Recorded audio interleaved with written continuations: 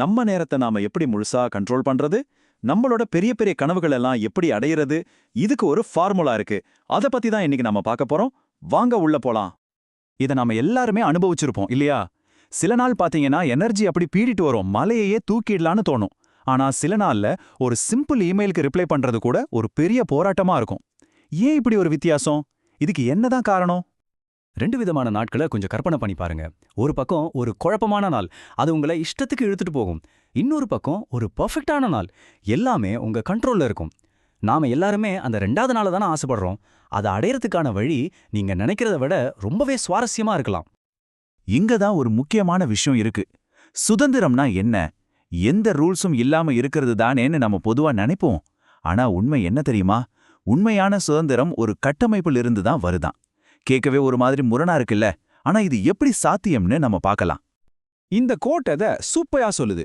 விதிகள் உங்களை கட்டி போடாது, அதுக்கு பதிலா தேவையில்லாத சின்ன சின்ன முடிவுகளை எடுக்கிற அந்த மன அழுத்தத்திலிருந்து உங்களை காப்பாத்தும். அப்போ நீங்க ரொம்ப முக்கியமான விஷயங்கள்ல மட்டும் கவனம் செலுத்தலாம். இதுதான் உண்மையான சுதந்திரம். இது வெறும் தியரி மட்டும் இல்லைங்க, பிராக்டிக்கலா நடந்திருக்கு. இந்த முறைய ஃபாலோ பண்ண ஒரு தொழில் முனைவோர் அவரோட பிசினஸ்ல ஒரு தெளிவான கட்டமைப்பை கொண்டு வந்தப்புறம் ஒரே வருஷத்துல $2 மில்லியன் வருமானம் பார்த்திருக்கார். அப்ப பாருங்க, அந்த கட்டமைப்பு குழப்பத்தை நீக்கி எவ்வளவு பெரிய வளர்ச்சிக்கு வழி செஞ்சிருக்குன்னு. நாம அடிக்கடி நம்ம மன உறுதியை நம்பியிருப்போம் இல்லையா? ஆனா அதுல ஒரு சிக்கல் இருக்கு. மன உறுதிங்கிறது நம்ம போன் பேட்டரி மாதிரி தான், போக போக குறைஞ்சிட்டே வரும். இங்க தான் விதிகள், அதாவது ரூல்ஸ் நமக்கு ஹெல்ப் பண்ணுது. ஒரு உதாரணம் சொல்றேன். நீங்க ஒரு வெஜிடேரியன் ஒரு ரூலை வச்சுக்கிட்டீங்கன்னு வச்சுக்கோங்க. ஒரு பார்ட்டியில யாராச்சும் நான்வெஜ் கொடுத்தா அதை வேணான்னு சொல்ல நீங்க உங்க மன உறுதியை செலவழிக்கவே தேவையில்லை. ஏன்னா அது உங்க ரூல். அந்த முடிவு ஏற்கனவே எடுத்தாச்சு. சிம்பிள். சரி, அப்போ இந்த கட்டமைப்பை நாம எப்படி உருவாக்குறது? உங்க வெற்றிக்கான சொந்த விதிகளை உருவாக்க ஒரு சிம்பிளான 3 ஸ்டெப் ப்ராசஸ் இருக்கு. வாங்க அத பார்க்கலாம். ஒரு பெர்ஃபெக்டான நாளுங்கிறது தானா அமையறதில்ல. அதை நாம தான் கவனமா வடிவமைக்கணும். ஒரு விஷயத்த நல்லா ஞாபகம் வச்சுக்கோங்க. நீங்க உங்க நாளை பிளான் பண்ணலன்னா வேற யாராவது இல்ல வேற ஏதாச்சும் ஒண்ணு உங்க நாளை உங்களுக்காக பிளான் பண்ணிடும். இந்த ப்ராசஸ் ரொம்பவே சிம்பிள். ஸ்டெப் 1, உங்களுடைய மிகப்பெரிய இலக்கு என்னன்னு தெளிவா முடிவு பண்ணுங்க. ஸ்டெப் 2, அந்த இலக்க அடைய என்னென்ன ரூல்ஸ் வேணுமோ அதை உருவாக்குங்க.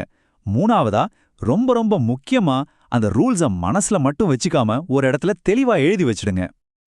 இங்க ஒரு சூப்பரான உதாரணம் இருக்கு பாருங்க. உங்க இலக்கு பிசினஸ் வருமானத்தை அதிகப்படுத்துறதுன்னு வச்சுக்கலாம்.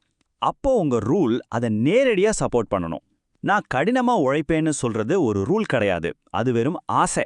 ஆனா நான் வாரத்துக்கு குறைஞ்சது 60 மணி நேரம் வேலை செய்வேன்னு சொல்றதுதான் ஒரு தெளிவான, அளவிடக்கூடிய உறுதியான விதி.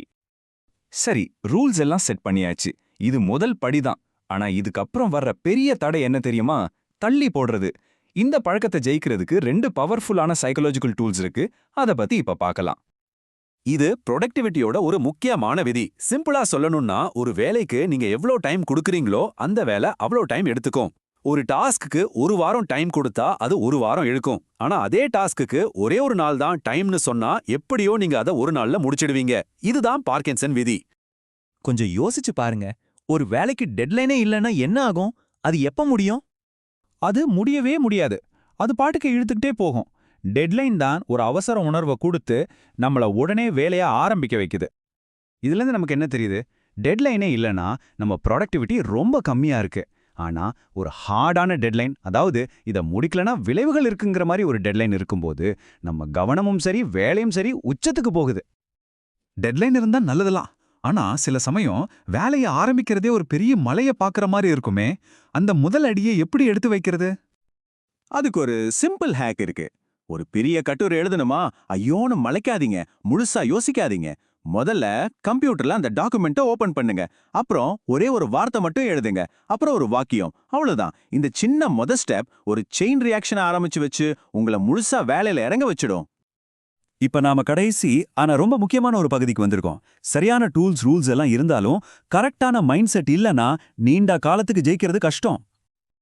நாம எல்லாருமே ஒரு பொய்ய நம்பிட்டு இருக்கோம். அது என்னன்னா, வெற்றிங்கிறது ஈஸியா கிடைக்கணும்னு. ஆனா நிஜம் என்ன தெரியுமா?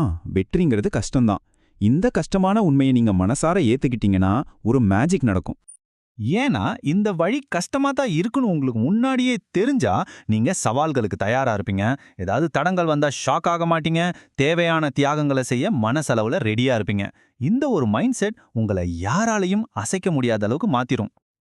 கடைசியா இந்த ஒரு கேள்வியோட உங்களை நான் யோசிக்க வைக்கிறேன். நாளையிலிருந்து உங்க வாழ்க்கையே மாத்தக்கூடிய அந்த ஒரு ரூலை இன்னைக்கு உங்களால உருவாக்க முடியுமா? அப்படி ஒரு ரூல் இருந்தா அது என்னவா இருக்கும்?